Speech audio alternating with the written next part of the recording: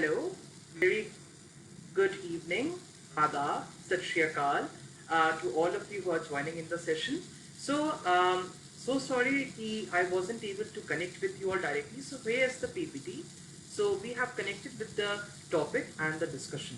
So as per some of the people who are requesting to make it more convenient, more appropriate for all to see, हम लोगों ने कोशिश की है कि हम इसे बिलिंगुअल यानी हिंदी एंड इंग्लिश दोनों का हम प्रयोग करके इसके बारे में डिस्कस करेंगे। हम ये डिस्कस करेंगे कि इजिप्शियंस ममिफिकेशन के प्रोसेस को क्यों करते थे।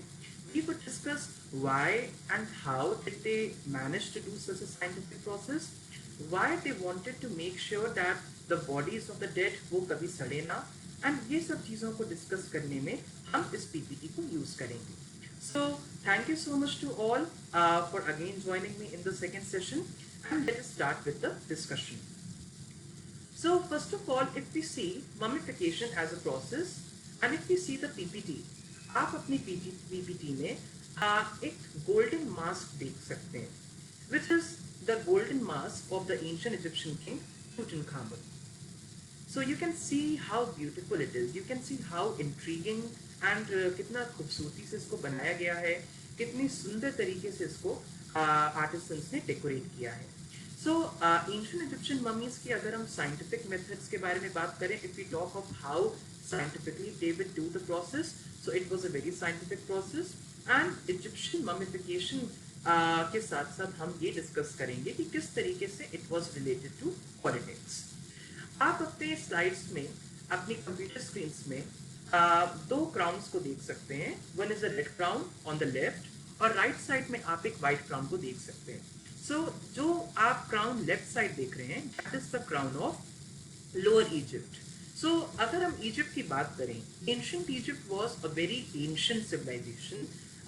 हम जानते हैं कि इन द एंशिएंट टाइम्स जब हिस्ट्री स्टार्ट हो रही थी, उस टाइम पे हर जगह फार्मिंग वॉज स्टार्टिंग, खेती बाड़ी स्टार्ट हो रही थी, लोग जो हैं वो मकानों में रहना शुरू कर रहे थे, एंड एक ऐसा प्रोसेस शुरू हो गया था जब लोगों ने सिविलाइज तरीके से रहना सीख लिया था।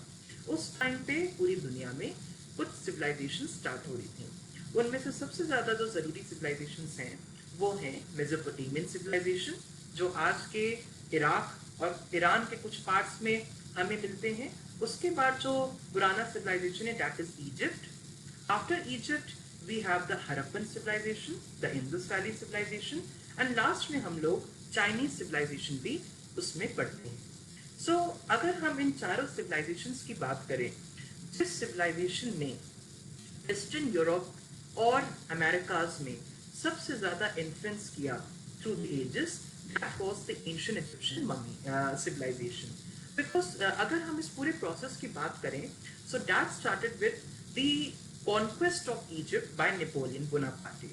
So we know that after the French Revolution, अगर हम modern world history की बात करें कि Napoleon Bonaparte, he became the emperor of France and he wanted to reconquer all the territories that were under the British for the French. Egypt was very important for him. अगर हम India की बात करें, so we know that यहाँ पर हमारे यहाँ एक बहुत ही ज़्यादा फेमस रूलर थे जिन्हें हम जानते हैं टीपू सुल्तान के नाम से।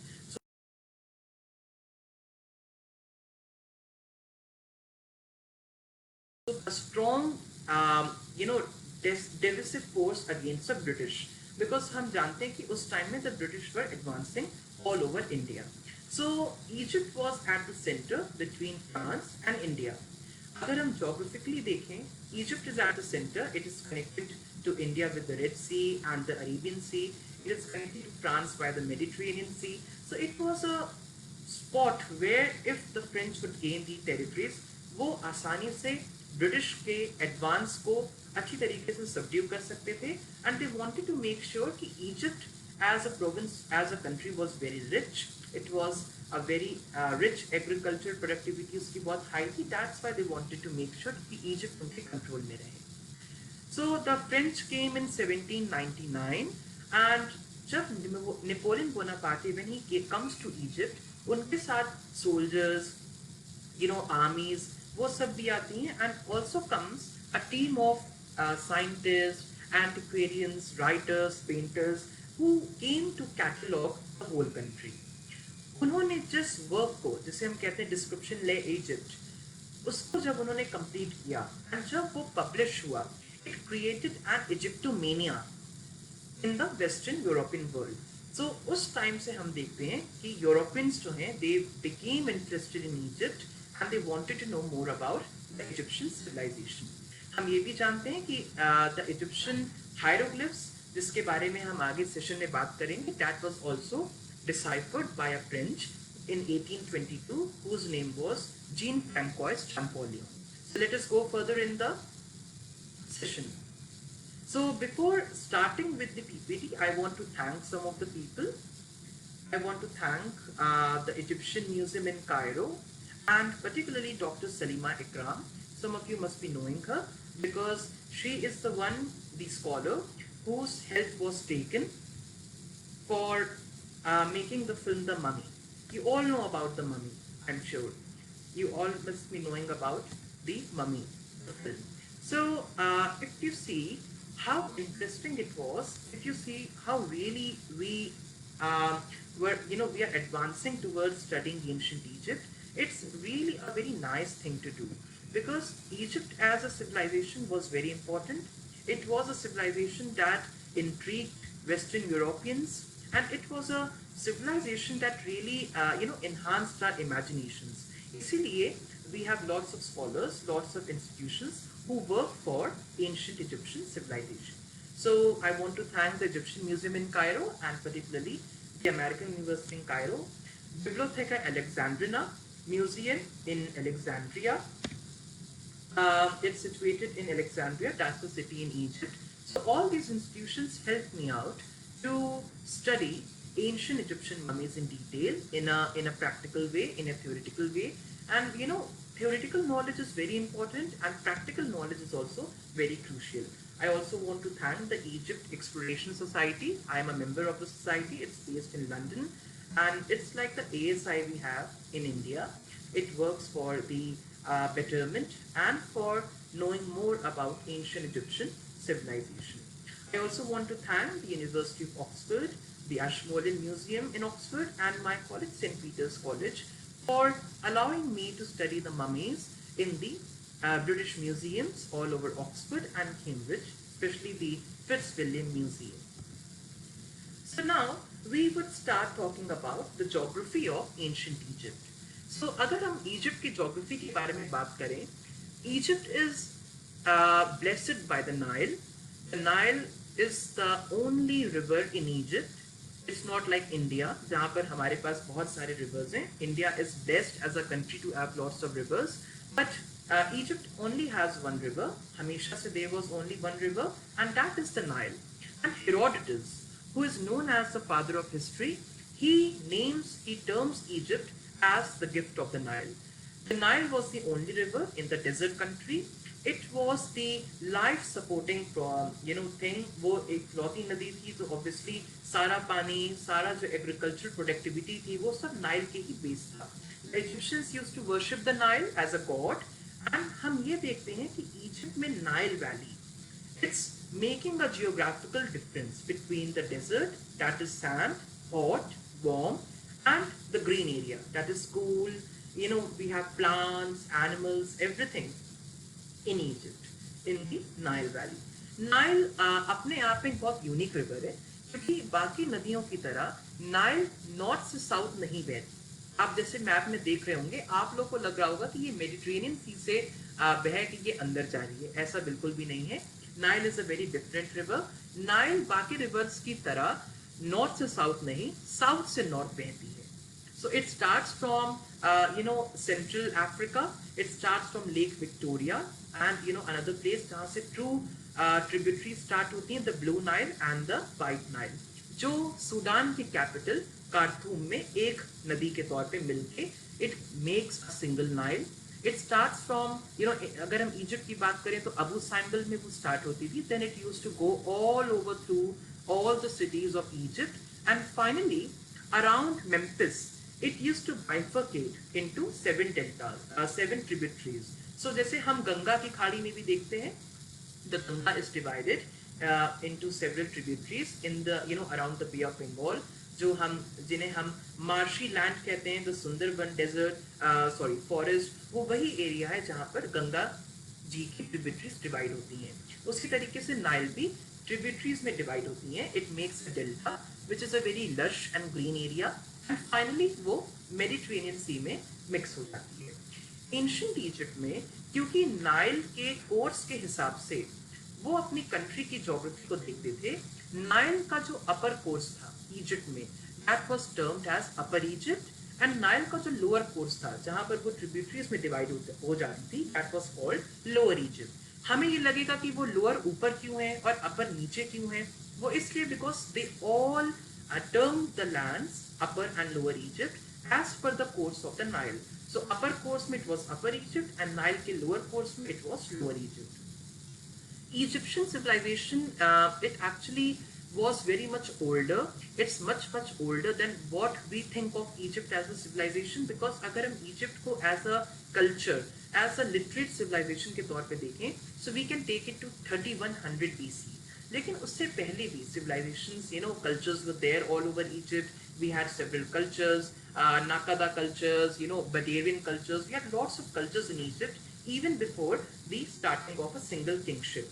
So Egypt में actually 3100 BC, मतलब आज से 5100 साल पहले, Egypt was divided into several kingdoms, small kingdoms. There was no single pharaoh. And then what happens, all these kingdoms consisting of the villages, जो बहुत primitive थे, बहुत simple थे, all these joined together to form two separate kingdoms. That was the Upper Egyptian Kingdom and the Lower Egyptian Kingdom. In 3100 BC, King Narmer of Upper Egypt captures Lower Egypt and he unifies the country. So 3100 BC के आसपास हम देखते हैं कि Egypt का unification हो रहा है, and the first pharaoh of United Egypt, that is Narmer, he rules over the whole of Egypt from Memphis. So you can see Memphis in the screens. It is located absolutely at the border between Upper and Lower Egypt. So he wanted to unify. And अगर आप देखो, जो मैंने आपको red crowns और white crowns दिखाए at the starting of the slide, they represented the two crowns of Upper and Lower Egypt. So red one is for Lower Egypt and white is for Upper Egypt. So Narmer ने दोनों crowns को combine कर दिया and he wanted to represent the country as a single entity. So Narmer was the first one जिनके under में country united हुई. Let us go to the next slide after understanding the geography. अगर हम chronology की बात करें, so as I told you, Egypt की the periods is very complex. We had lots of cultures. Even in India, like we had the Harappan culture, and Harappan से पहले we had lots of Neolithic cultures. And Egypt, Harappans के time और उनके बाद भी we had the Chalcolithic cultures. उसी तरीके से Egypt also we had lot number of cultures before the starting of the Egyptian civilization, but we didn't had Chalcolithic cultures in Egypt. So Egypt में हमें Chalcolithic cultures इतने ज़्यादा नहीं मिलते जितने हमें pre-dynastic Neolithic cultures मिलते हैं all over the Nile Valley as well as in the Delta. So you can see that the chronology, the red line, it starts from time unknown until 3000 BC. So that is the time when King Narmer unites Upper and Lower Egypt.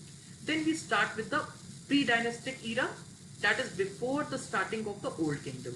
So हम Egyptian history को अलग अलग periods में divide करते हैं. मैं आपको इस सेशन के बीच में ये भी बताना चाहूँगा, रिक्वेस्ट करना चाहूँगा कि आपके पास जो भी क्वेश्चंस हैं आप उसको प्लीज अपने चैट बॉक्स में शेयर करिए, so that in the end we can have a discussion and I would be able to answer the questions as per the best of my knowledge. So 3100 BC के आसपास we started with the early dynastic period, जब नार्मर ने Egypt को as a single country unite किया, as we talked in the previous session, lower and upper Egypt. नार्मर से लेके till the ending of the pre-dynastic period बहुत primitive kingdom था Egypt. It was not majestic, it was not powerful, it was not rich, but it, political unity was there. उसके बाद 2868 BC में we started with the old kingdom. So the old kingdom is the period जहाँ पर pyramids बनाए गए थे. आप लोगों में से बहुत लोगों ने pyramids को देखा होगा, उसके बारे में जाना होगा. So the old kingdom is the period starting from 2686 BC until 2181 BC. So the Old Kingdom period is the Pyramid Age. It was a time when pyramids were built all over Egypt for the pharaohs, and after that we started with certain intermediate periods. So actually Egyptian history is very interesting क्योंकि वो जितना simple है उतना ही complex है. Egyptian history को हम old kingdom period, middle kingdom period और new kingdom period में बांटते हैं. हर एक किंगडम के पीरियड में इंटरमीडिएट पीरियड्स थे. ये वो टाइम था जब पॉलिटिकल डिसयूनिटी थी. So there was political disunity in between these kingdom periods, जहां पर कभी कभी फॉरेन इन्वेजन्स हो रहे थे, कभी कभी इंटरनल डिस्टर्बेंसेस हो रहे थे. सो ओल्ड किंगडम जो पिरामिड एज है, इट एंडेड बाय 2181 बीसी, क्योंकि इजिप्ट में द नोबल्स, जो रिच लोग थे, जो गवर्नर्स थे, उन्होंने एक दूसरे से अपने आप को इंडिपेंडेंट बता दिया. The pharaoh had no power by the end of the Old Kingdom. So उसके बाद the First Intermediate Period started, जिसमें बहुत ज्यादा पॉलिटिकल कंफ्यूजन था. तो culturally Egypt was united in all these periods, in all these disturbances, लेकिन politically it was disunited. India में भी बहुत कुछ तरीके से ऐसा ही हुआ था. After the first intermediate period, the Middle Kingdom started. That is the middle period. It started by 1975 BC and it ended by 1640 BC. So Middle Kingdom का जो duration है, that is around for 1975 BC to 1640 BC. Middle Kingdom was more like a cultural phase, जहाँ पर cultural explosion हुआ. And बहुत सारा जो literature का part है ancient Egypt का, it was written during the Middle Kingdom period. अगर हम इजिप्शियन हायरोग्लिफ्स के बारे में पढ़ते हैं, we always start with Middle Egyptian. That is the Egyptian used during the Middle Kingdom, because that is like India में हमारा क्लासिकल संस्कृत था. So classical Sanskrit is related to both Vedic Sanskrit, that is the Sanskrit of the Vedas, and जो modern Sanskrit हम school में पढ़ते हैं, पढ़ाते हैं. सो जब भी हम संस्कृत को पढ़ते हैं, we start with classical Sanskrit. उसी तरीके से when we start with reading ancient Egyptian, we start with learning ancient Egyptian, we start with Middle Egyptian that was used during the Middle Kingdom, that is from 1975 to 1640 BC. Middle Kingdom के end में foreign invasion हुआ. Hyksos नाम का एक tribe था. They were people who used horses in war, और उन्होंने पैदल लड़ते Egyptians के ऊपर बहुत आसानी से विजय हासिल कर ली. So at the end of the Middle Kingdom, the second intermediate period started. वो भी एक political confusion था, because obviously it was ruled by foreigners, the Hyksos. Around the time 1550 BC, there was a king. He was a king of a very small kingdom around Thebes in Egypt. His name was Ahmose. He defeated the Hyksos. उन्होंने Hyksos को Egypt से बाहर खदेड़ा, and he unified the whole kingdom again, and he started the new kingdom. New kingdom वही period है जिसमें टूटनखामुन, हैटशेप्सुट, टुटमोसिस, Ramesses, and अगर हम biblical figures की बात करें तो Moses, all these people lived during the New Kingdom period. So New Kingdom period, it lasted from 1550 BC to 1075 BC. It was the golden period of Egyptian history. Egypt के borders Turkey तक चले गए थे in the north, in up till the limits of Mesopotamia in the east, up till Libya in the west, and south में it conquered almost the whole of Sudan. So Egyptian history का it was a golden period. New Kingdom का end हुआ when the Persians came under Darius and Xerxes and all these people. आप लोगों ने एक film भी देखी होगी 300. It's a Hollywood film. It shows how the Persians were fighting with the Greeks. उसी time Persians were also fighting with the Egyptians. So जहाँ Greece पे the Persians were not successful, Egypt में they were successful, and they captured Egypt and made Egypt a part of the Persian Empire. उसी time पे they also captured the Indus Valley. So Indus Valley and Egypt, all these places became part of a single, unified and strong, powerful Persian Empire. Persians के बाद आए Alexander the Great. He created a Greek kingdom. उसके बाद आए Romans. So New Kingdom के बाद फिर Pharaonic era खत्म हो जाता है, because उसके बाद Greeks and Romans and Persians and then finally the Arabs came. So there were now cultural discontinuities. So Pharaonic civilization ends by the end of the New Kingdom. Next we go to the next slide. In the next slide you can see how we know about ancient Egyptian chronologies.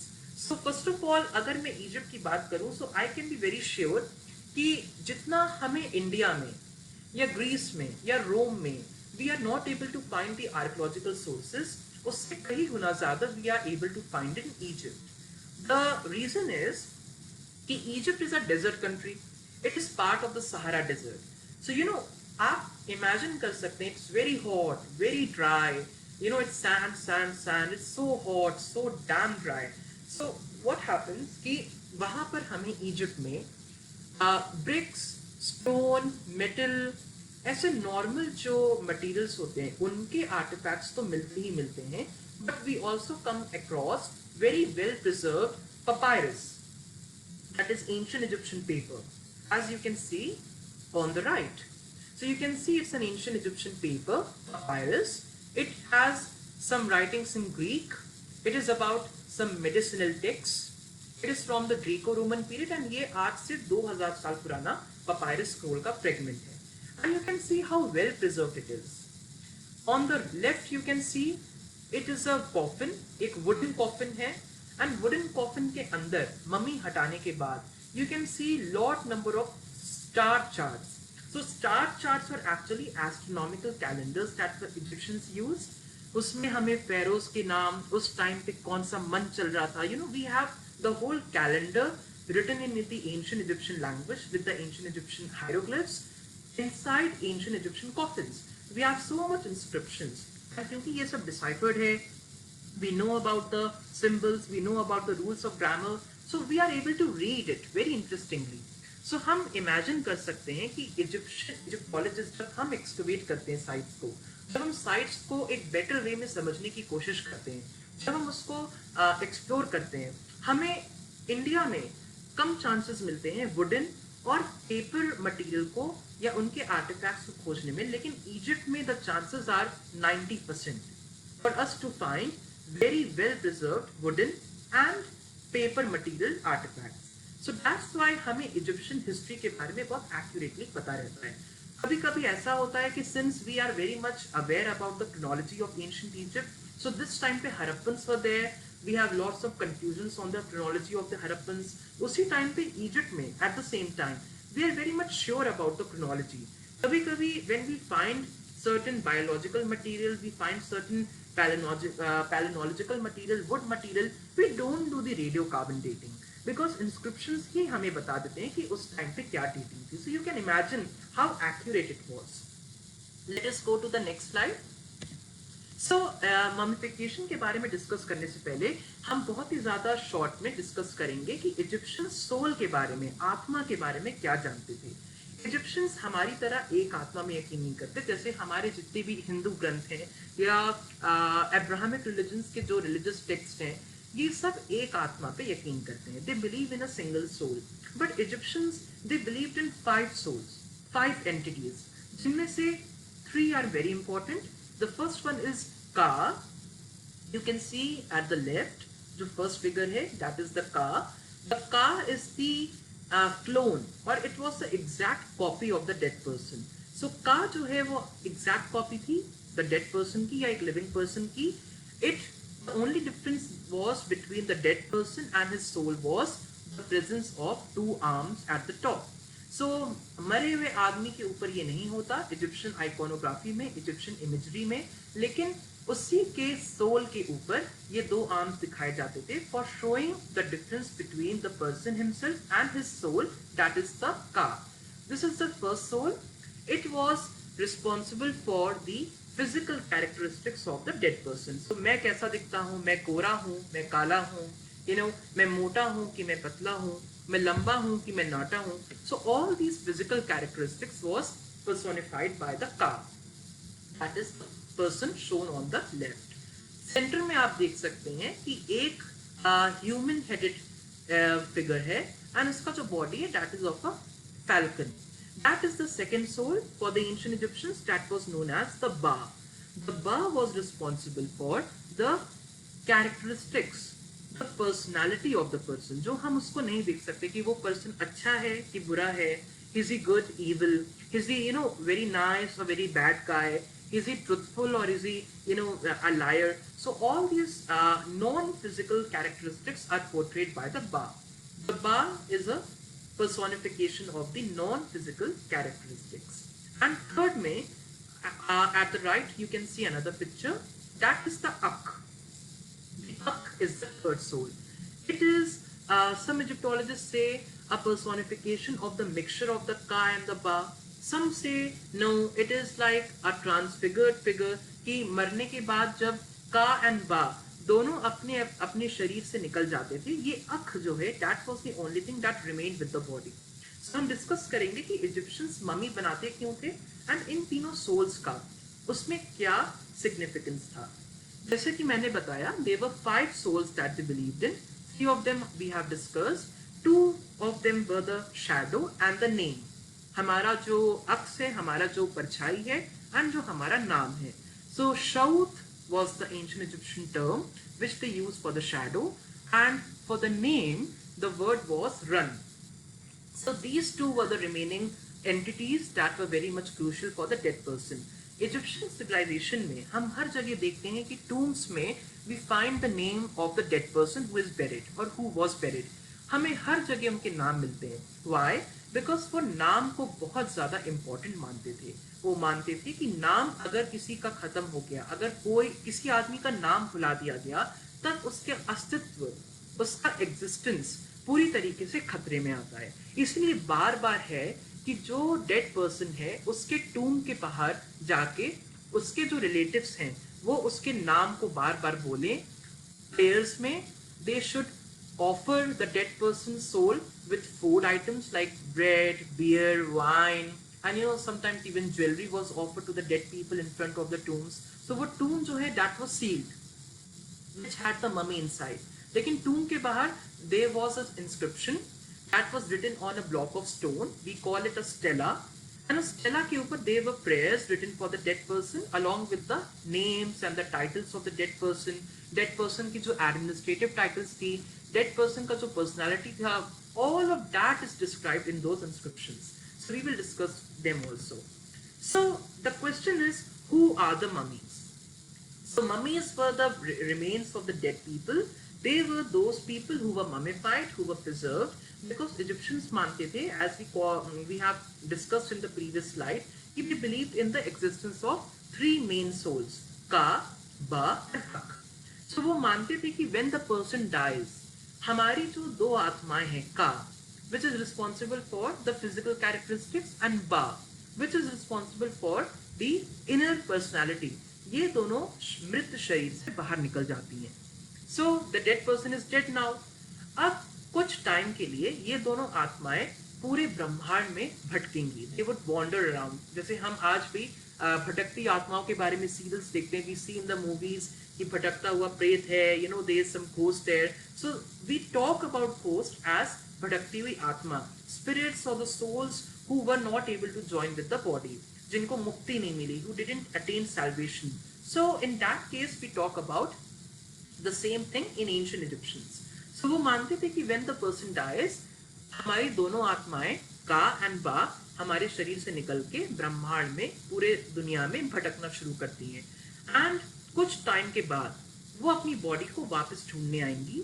ढूंढ के वो अपनी body के अंदर enter करेंगी, प्रवेश करेंगी, and the dead person relives, he rejuvenates, वो फिर से जिंदा हो जाता था, and then he will go to haven.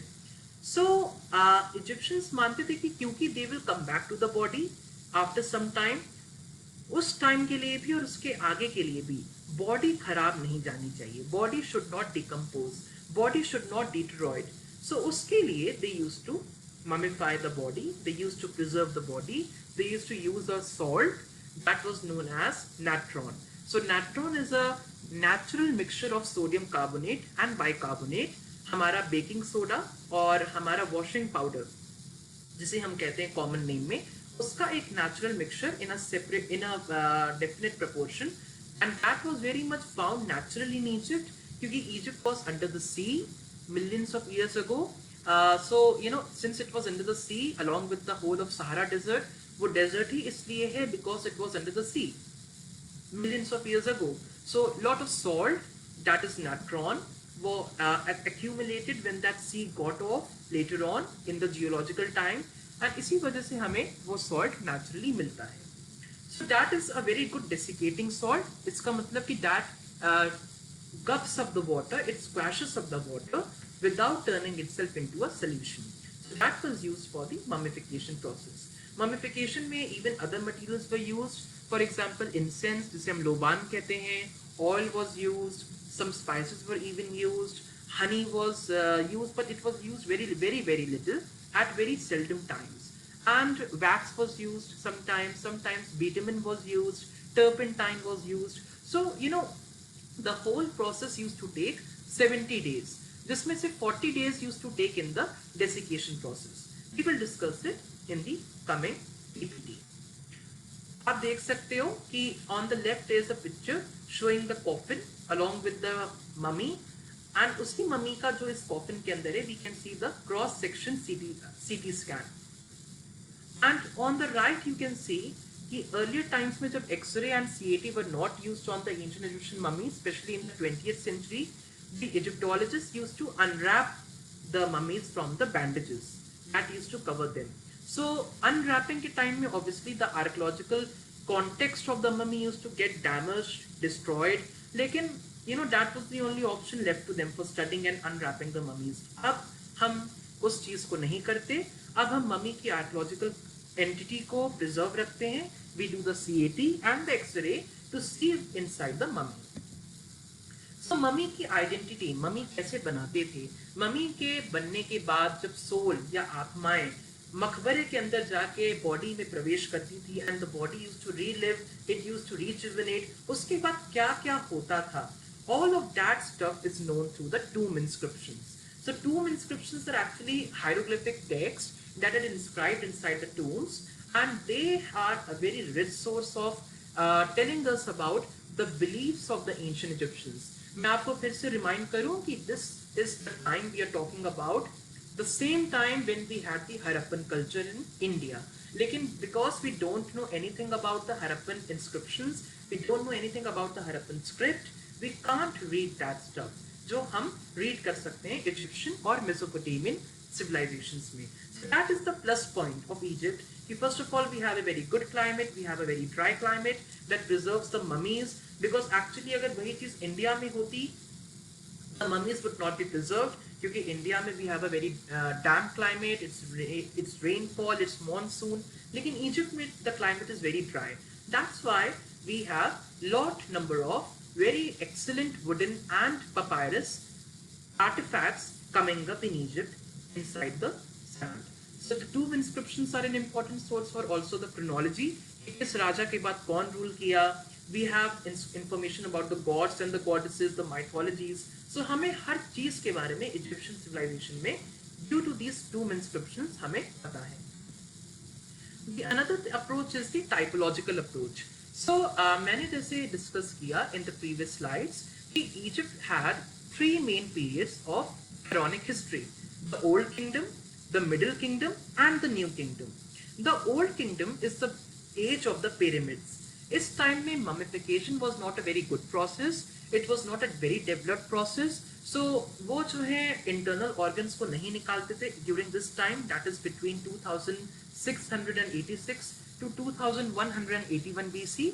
इस टाइम पे वो सिर्फ बॉडी को वॉश करते थे after the person is dead. उसको वो वॉश करने के बाद they used to apply resin and oil on top of the body, and then finally they used to bandage the whole body. So body के अंदर they would not take out the organs, they would not desiccate the body using a salt which is known as natron. Natron को वो बाहर से ही use करते थे, अंदर वो यूज बॉडी में नहीं करते थे. That's why after the body was buried they used the body actually जितना भी हो, हमारी बॉडी के अंदर the water is there. We have the digestive fluids, we have blood, we have lot number of things that are based on water. So body would decompose, it would degrade, and कुछ time के बाद, हजारों सालों के बाद, जब हम old kingdom period की ममीज को डिस्कवर करते हैं, हमें ये बैंडेजेस बलून्स के तौर पे मिलते हैं. So आप इसे अपनी पिक्चर्स में देख सकते हैं in the slide कि we have a very very flattened sort of mummy जो बहुत ज्यादा फूला हुआ है. लेकिन if you see the CAT or an X-ray of the mummy, अंदर it would be very hollow, it would be nothing inside, because अंदर जो body है that has decomposed due to the fluids that were present in the body which were not removed during the mummification process of the Old Kingdom. That's why they are known as balloon mummies. This is typical of the Old Kingdom period. But during the Middle Kingdom, the mummification process improved. They started removing organs. They started using natron or the desiccation salt both from outside and inside for 40 days. So 40 दिन के लिए they would just subdue the whole body inside natron. So natron used to take out all the water or everything from the body. और इसी की वजह से जो हमें मिडिल किंगडम के पीरियड की ममीज मिलती हैं, that is between 1975 to 1640 BC, that are very much well preserved. This is a mummy along with the coffin from the Middle Kingdom. So आप जैसे inscriptions में देख सकते हैं, Egyptian hieroglyphs were read from the direction जिस तरफ the figures used to face. For example, if we can see a bird here, a seated person here, another bird here, so ये सब right की तरफ face कर रहे हैं. So that means that we have to read the inscription from the right, and we have to read in these cases top ones first, bottom ones later, right ones first, left ones later. It depended upon the direction where the figures are facing. So it's very complex, but it's also very simple to understand. Middle Kingdom के time में हमें mummies अच्छी condition में मिलती हैं as compared to the Old Kingdom mummies, which were not very well preserved, and they are known as balloon mummies. During the New Kingdom, that is between 1550 to 1075 BC, we had the golden age of Egyptian history. It was gold and glitter. So mummies भी हमें बहुत ज़्यादा अच्छी conditions में मिलती हैं. Even the coffins were very nice. They are very beautiful. You know about Tutankhamun. You know about pharaohs like Ramses. All these pharaohs, their tombs are so much beautiful, so much richly decorated, that you can easily recognize a New Kingdom coffin from the coffins of other periods. So you can see that there's gold and glitter all over, and it's very nice, very interesting. New Kingdom periods mein the mummies were excellent. We find them in very excellent conditions, despite the fact that they are thousands of years old. During the Greco-Roman period, as we have discussed, Egypt was a place, a time, जहाँ पर Persians came later on, and then the Greeks and the Romans. So instead of mummification dying out, the Greeks and the Romans who were ruling Egypt, who lived in Egypt, they adopted the Egyptian religion in some way or the other, and they also started making mummies of themselves. So उस time में जो mummies के ऊपर mummy portraits हैं, that is very much rich in artistic value. बहुत realistic portraits वो बनाते थे for the dead person whose mummy is there. So for example, आप देख सकते हैं on the left, it's the mummy of a boy. He is 12 years old, and you can see the portrait of the boy. It's so realistic as compared to these or these.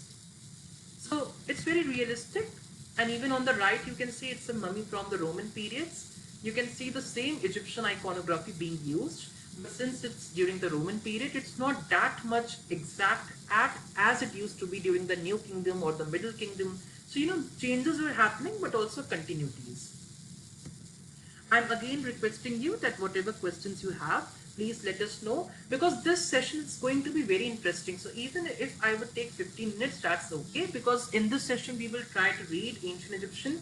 We will try to know more about how the Egyptians used to make mummies. And we will also talk about an experiment जो मैंने किया था आज से 3 साल पहले.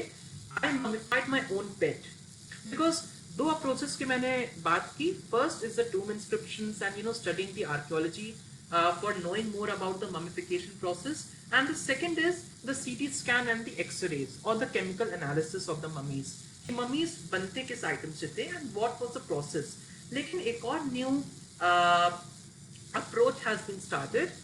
Instigated by my research, and that is the experimental approach. So मैंने अपनी खुद की fish जिसका नाम स्नो वाइट था, उसको मैंने 3 साल पहले ममिफाई किया था using whatever references we have about how ancient Egyptians used to make the mummies, and उसको 3 साल हो गए since she is dead, and उसकी मम्मी आज भी well preserved है. उसकी बॉडी आज भी परफेक्ट कंडीशन में है. आज भी उसकी बॉडी से no stinking, no bad smell coming. So it's very nice. seeing the success of the experimental approach and to test what references we have about the mummification process and using it like we do in a scientific experiment. So मैं जैसे आपको बता रहा था कि mummies को berry करने के बाद the tomb used to be sealed and tomb के बाहर दे हैड स्टोन ब्लॉक्स जिसके ऊपर they used to inscribe inscriptions like these. ये एक डेफिनेट मैटर डेफिनेट फॉर्मेट के साथ लिखा जाता था. So it was like a formula. We call it the offering formula. जिस तरीके से हमारे भारत में हम अपने पुरखों की मृत्यु के बाद पिंड दान करते हैं, उसी तरीके से हम अपने पुरखों की याद में उनको जीवित रखने के लिए, उनकी शांति के लिए ancient Egyptians also used to do a very similar process. They used to offer food, drink, bread, geese, cattle, cloth, and things like that to the dead person. So this is the offering formula. So I can read it in front of you. It says, Hetab dinasau, asir, neb dadajau, Nedger A, Neb Abdajau. So it says an offering which the king gives. So these are the three symbols that talk about this line. An offering which the king gives. So we have the term for the king, Nasau, and this is represented by this symbol, showing the palm leaf. So Hetab, the Nasau, an offering which the king gives to Osiris, Asir. So Osiris was the god of the dead, and these two symbols represent the name. Asir, Osiris. Neb, which means Lord. Dedejeu. It was a sacred place for the ancient Egyptians. It's situated in modern-day Bucyrus in Egypt, and it was a pilgrimage site. It had a temple for Osiris, which was considered to be a very famous and a very big temple dedicated to the god of the dead. So these symbols represent Dedejeu. Now you see, there's a symbol here. इसे हम कहते हैं determinative. Determinative जो है वो कुछ ऐसे symbols होते थे जो यूज होते थे कुछ पर्टिकुलर टाइप ऑफ वर्ड्स के साथ. जैसे कि इस केस में हम इस गोल वाले सिंबल को देख सकते हैं. It is a determinative. ये डिटरमाइन करता था, ये सिंबल उन वर्ड्स के साथ यूज होता था दैट यूज टू पोर्ट्रे और that use to represent names of places. So इस केस में we are talking about a place that is Dedejaued. So इसी के एंडिंग में we have a determinative telling us that this word tells us about a city or a town or a village. So this is how Egyptian works actually. Then we have the symbol Nedger, जो कुल्हाड़ी से represent होता था, that means a god, and this symbol means A. Now A means great, Mahan. So Nedger A means great god, Mahan Devta. So they are talking about Osiris. Now again you see the same symbol, Neb, Neb. So Neb Dedejau मतलब Dedejaued के Lord, Dedejaued के मालिक, and then we have another symbol for Neb, Lord, जिसका मतलब मालिक, and then we have another word for a city, Abdajau. So this is talking about Abydos. Abydos was another ancient city for the ancient Egyptians. It was a sacred city and it was considered to be a pilgrimage site. So अब आप देखो यहाँ भी जैसे determinative use हो रहा है for a city, for a town. Here also they are using a determinative for a city, for a town. So Abdajau is a town, Dedejau is a town. Osiris, the god, he is the lord of both Dedejau and he is the lord of both Abdajau. So you see how Egyptian actually works. So I have read in front of you a part of the offering formula. So we have name of the dead person for whom, जैसे क्या है कि offering formula वो मानते थे कि अगर आप उसके tomb में जाके आप offering formula को read करोगे, एंड साथ ही साथ जो ऑफरिंग्स है, जैसे यू कैन सी अंडा आप देख सकते हो एट द लेफ्ट, यहाँ हाथ का सिंबल हो रहा है जिसके ऊपर कुछ रखा हुआ है. सो इसका मतलब कि आई am giving anda, I am giving the eggs, I am giving the wine, I am giving the bread, I am giving the cattle, I am giving the hens और the geese, I am giving the alabaster and I am giving the cloth to the dead person. So वो मानते थे कि अगर हम इस पूरे फॉर्मूले को टूम के आगे मरे हुए आदमी के टूम के बाहर हम पढ़ते हैं, तो जो हम बोलेंगे वो मैजिकली रिवाइव होगा और जो जो हम कहेंगे वो चीजें डेड पर्सन के सोल को पहुंच जाएगा. सो लास्ट में we have name of the dead person. For example यहाँ पर देखिए अन का अन. So we have talked about the ka और द फर्स्ट सोल जिसको रिप्रेजेंट करते थे using two arms. So you see अन का अन, जिसका मतलब होता है for the ka of. for the soul of, उसकी आत्मा के लिए. किसकी आत्मा के लिए? We have the name of the dead person, Senvosrat.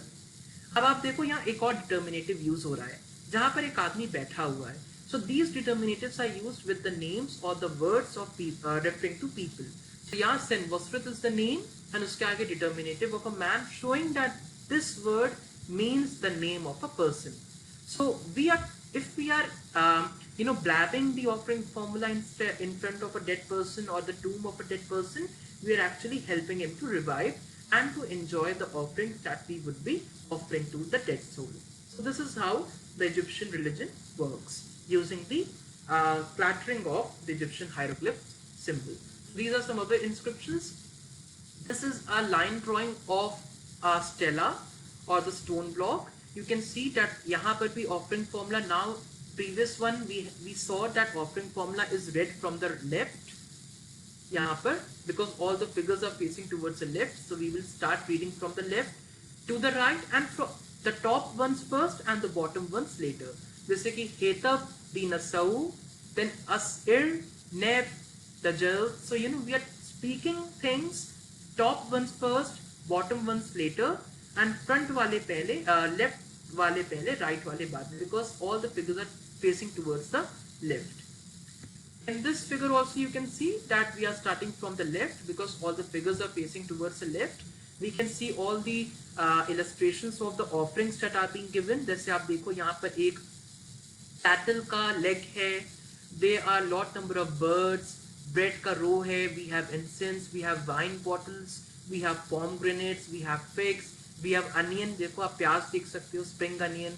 We have lot number of things that are referred, that have been given to the dead person. And this is the dead person sitting, enjoying the offerings. So you can see how exactly this works. Now let us come to the regnal year, कि वो count कैसे करते थे अपने time को. So actually dating in ancient Egypt isn't based on a definite system of counting. जैसे हम BC और AD use करते हैं, उसकी जगह ancient Egyptian civilization में the years were counted in accordance with the regal year. So Pharaoh 1 comes, तो पहला राजा comes, he rules for 36 years. जब 36 years rule करने के बाद when he used to die, पूरा calendar वापस rotate हो जाता था. And when the second Pharaoh used to come, उनके time से year 1 फिर से start होता था. So this is actually a problem for us because when we work on the chronology, हम जब भी inscriptions को use करते हैं, they talk about year 1, year 2, year 3, year 4. So we don't have things like BC or AD. It all revolved around the king. So Egyptians के लिए the king was very important. हमने offering inscriptions में भी देखा कि they are saying Hetab Dinasau, an offering which the king gives Osiris, an offering which the king gives to the gods. So वो मानते थे कि the king is the only one who is fit enough to interact really with the gods and the men. Even the priest couldn't do that. So the pharaoh used to be the ex officio high priest all over Egypt, and he used to be the top of all the priests in the whole of the country. So the pharaoh was both a religious figure as well as an administrative figure. So they used to count their years from the regal year of the Egyptian kings. So यहाँ पर जैसे आप देखो Ranpat Sak, that means year of, then this symbol means 10 in ancient Egyptian, and this symbol means 1, 2, 3, 4. So that makes it 14. So that means the regal year of the great king. Then we have the name of the king inside an oval, which is known as a cartouche. So that means Kheprakare. So Kheprakare is the name of a pharaoh whose 14th year was taking place when this inscription was written. So this is how dating used to take place in the ancient Egyptian time. So these are some of the names of the pharaohs like Kheprakare, Makaure, Maatkare, Neferkasebek, Sebekare. So these are the names of different pharaohs and inside the the ovals which are known as cartouche. Let us go to the next. So this is how to make a mummy. So first of all, we अगर हम इस process की बात कर रहे हैं, so we need to understand that we are talking about the New Kingdom period. We are talking about the time in ancient Egyptian history that is between 1575 BC to 1069 BC. So during that time, how mummification used to take place, we are taking it as a reference. So first of all, when the person used to die, obviously वो रोना धोना होगा, wife is crying, the children are crying, everyone is crying. अब मुझे नहीं पता, शायद ये भी हो सकता है कि बाहर वैसे the son is crying, लेकिन अंदर अंदर the son would be happy कि अब पूरी property मेरे पास हो जाएगी. So this villain side can also take place, but jokingly I'm saying that. So Rona Dhuna ho gaya. After the Rona Dhuna ends, the body was taken to a place that was known as Ibu, or house of purification, house of beautification. I'm so sorry to say it was not Lakme. Ancient Egyptians didn't have any Lakme, L'Oreal, no beauty parlors. It was like the lockdown we're having right now, especially for the ladies, if I'm saying. So they didn't have something like that. Ibu, or house of beautification, means where the body is prepared for mummification. It wasn't like a beauty parlor. So please, so sorry for that. So body used to be washed by Nile water. The place used to be situated near the river Nile, and it was because a ready supply of water was necessary. That's why they would use the water from the Nile to wash the body. After the body is washed, they would take out the brain using a hook.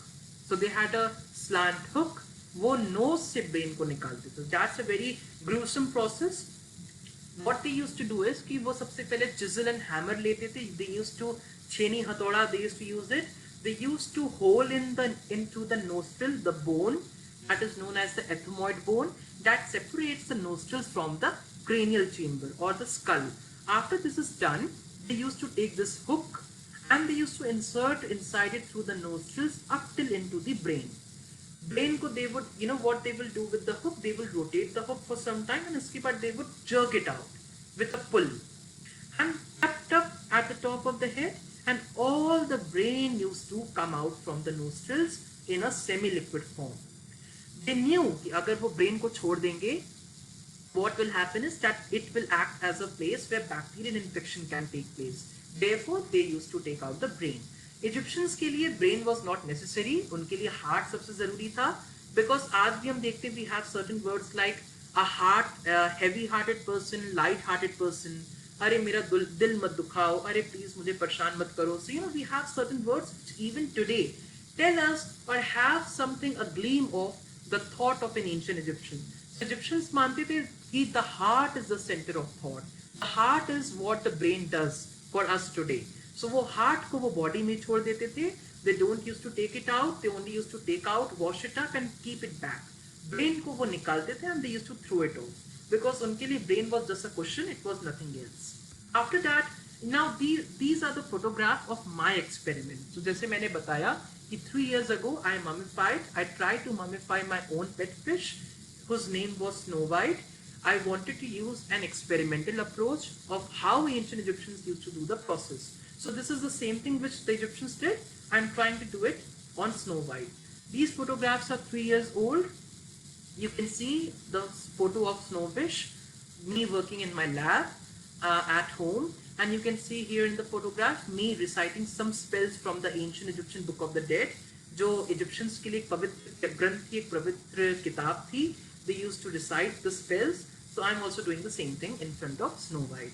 And I'm very, very, missing Snow White very much, because now she's getting very famous. She has traveled to various places all over India, and she is now a personality, a celebrity actually, in archaeological studies. So this is how I took out the brain of Snow White. So you can see this is the hook which I had made at home for the process, the similar thing. And you can see me making an incision to remove the organs from the body of Snow White. So next, after the washing was done and the brain was removed, they used to remove other organs except the heart. The organs were not thrown like the brain. They were kept in jars which were known as canopic jars. After removing the organs, they used to wash inside the body. And after washing inside the body, they used to stuff the whole body with drying materials. जिसमें सबसे पहले आता है salt, natron, the desiccating salt.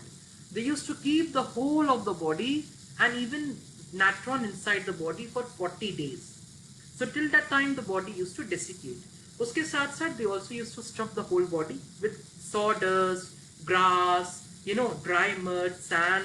So वो चाहते थे कि the body can desiccate, क्योंकि जितना पानी would be desiccated, whatever water would be desiccated, it would be dried up, bacterial infection के chances कम से कम हो जाएंगे.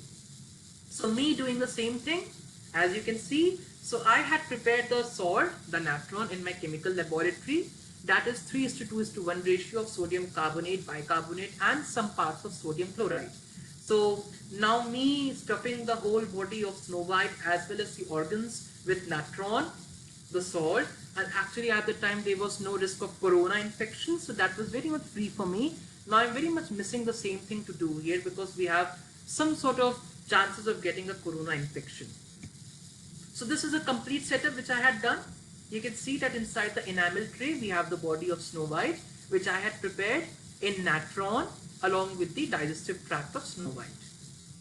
Now after the 40 days, the body of Snow White or of any other ancient Egyptian mummy, when it will be taken out of natron, the natron will get stiff because वो पानी सारा desiccate कर गया, so it will remain stiff, it will remain very much stern, strong. So उसको थोड़ा सा hardly निकालना पड़ता है.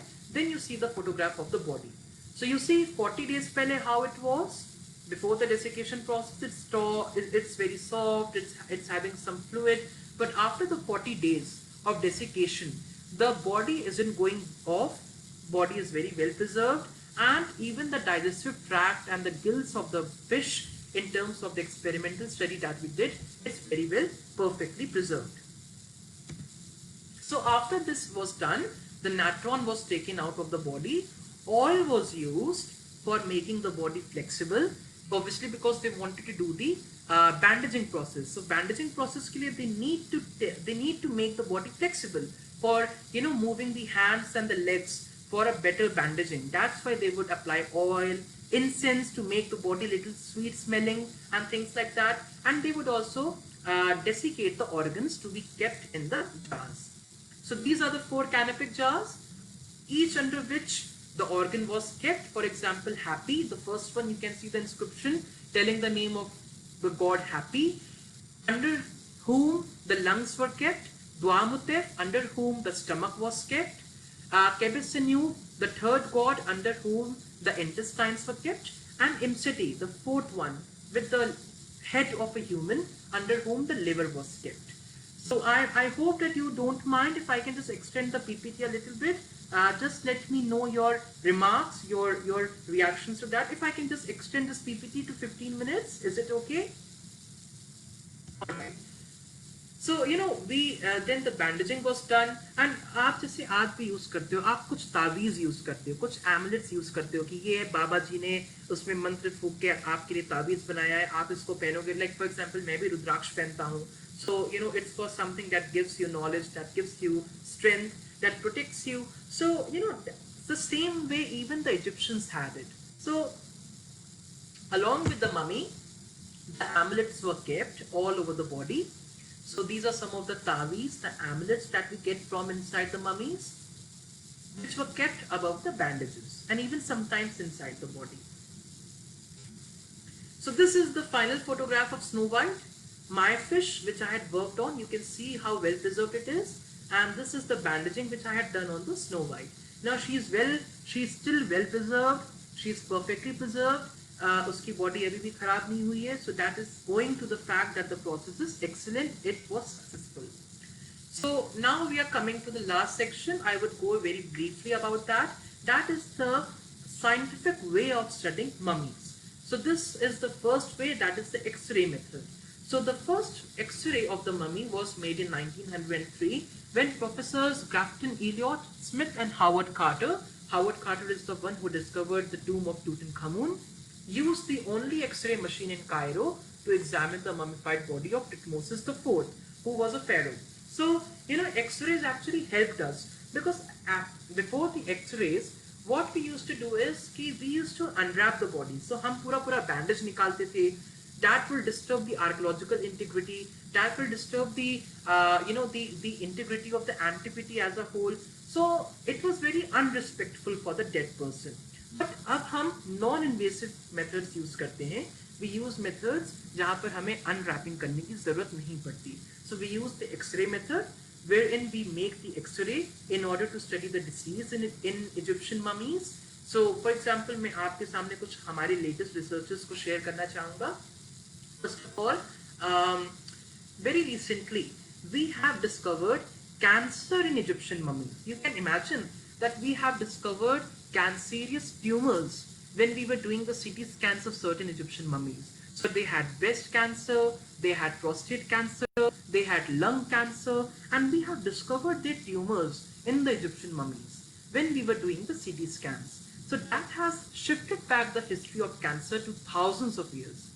So this is, you see how जब हम scientific techniques के use करके हम Egyptian mummies को या कुछ दूसरी antiquities को हम study करते हैं, how successful it becomes, how interesting it becomes, and it shifts us, our knowledge of certain diseases to thousands of years.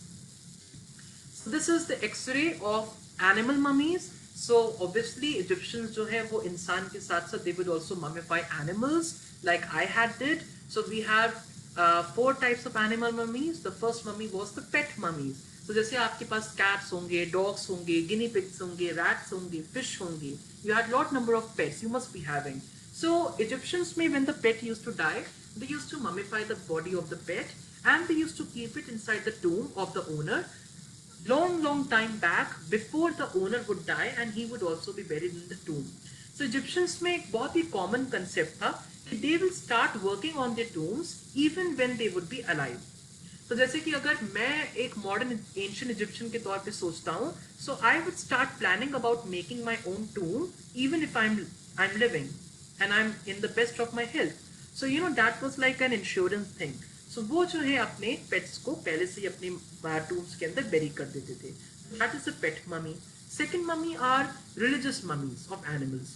So they are certain gods in ancient Egyptian mythology who had the heads of certain animals. So उनको खुश करने के लिए, for example, if we are talking about the cat-headed god is Bastet, because Egyptians ने देखा कि the cats are killing the mice and the mice they destroy our crops.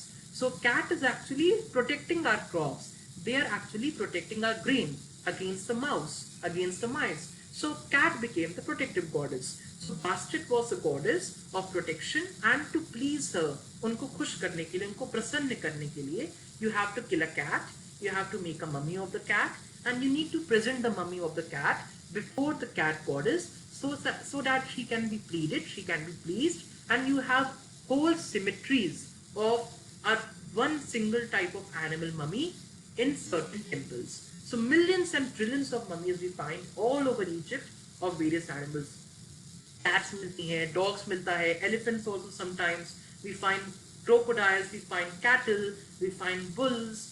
बहुत सारी चीजें थी. वो mouse को भी mummify करते थे, वो cats को भी करते थे, beetle को भी करते थे. They would mummify almost everything and anything. Then we have the third kind of animal mummy, that was food mummy. So there were certain pharaohs who were buried, absolutely all of them, who were buried along with meat items. So meat items like, for example, Tutankhamun ke tomb mein we find chicken and ducks that are preserved to be eaten by the boy king in the afterlife. So that is the food mummy. And fourth mummy were the sacrificial mummies. So some mummies, some animals, they were sacrificed to the gods and then they were mummified, and they were kept in cemeteries. Now after that we come to the CT scan. That is the last approach to study the ancient Egyptian mummification as we have talked of. So this is the CT scan machine, and this is how a mummy is studied under the CT scan. So CT scan gives us a 5-dimensional imaging of the whole mummy. We don't need to destroy the archaeological integrity of the mummy. हम directly इसको study कर सकते हैं, without disturbing the actual value of the mummy, the actual mummy itself. So we have moved very further from the 20th century जहाँ पर mummy unwrappings होती थी, जहाँ पर publicly people were invited and people were invited to watch and to see the unwrapping of mummies. So it was like a very grand public event जहाँ पर लोगों के सामने mummies of important dignitaries were unwrapped from the bandages. And now in the 21st century we are doing the CT scans. We are studying the mummies using the CT scanning. We are studying the mummies using a 5-dimensional approach, and that makes it more scientific, that makes it more interesting, and that makes it more easy to understand.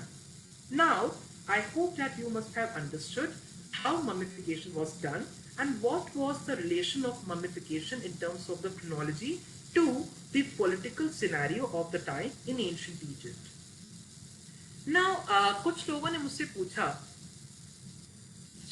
since you're also someone who learns and who studies Sanskrit, in addition to 15 other languages like Arabic and Hebrew and Pali, Prakrit, Telugu, Tamil, Punjabi, and ancient Egyptian, Sumerian, Mesopotamian, lots of languages I know, luckily. So Sanskrit, when you read the Granth, for example, especially the Puranas or epics like the Ramayana and the Mahabharata, do you find anything similar to this? And my answer is yes. For example, अगर हम रामायण की बात करें, so in the Ramayana, which is the earliest epic, especially in the Valmiki Ramayana, we have certain kands or certain sections of the whole epic. उसमें से we have the second section, that is Ayodhya Kand. Ayodhya Kand is the second kand, is the second section of the whole epic, and we have a shlok, a line, a sentence referring to this, something that is very much related to ancient Egyptian mummification. The shlok is, if I can recite to you in Sanskrit, it is Tail Dronayam Tadamatya Samvesh Jagati Patim. So इसका मतलब है कि तेल की द्रोणी में राजा के शरीर को उनके मंत्रियों द्वारा रखा गया. तो ऐसे टाइप के हमें जब रेफरेंसेस मिलते हैं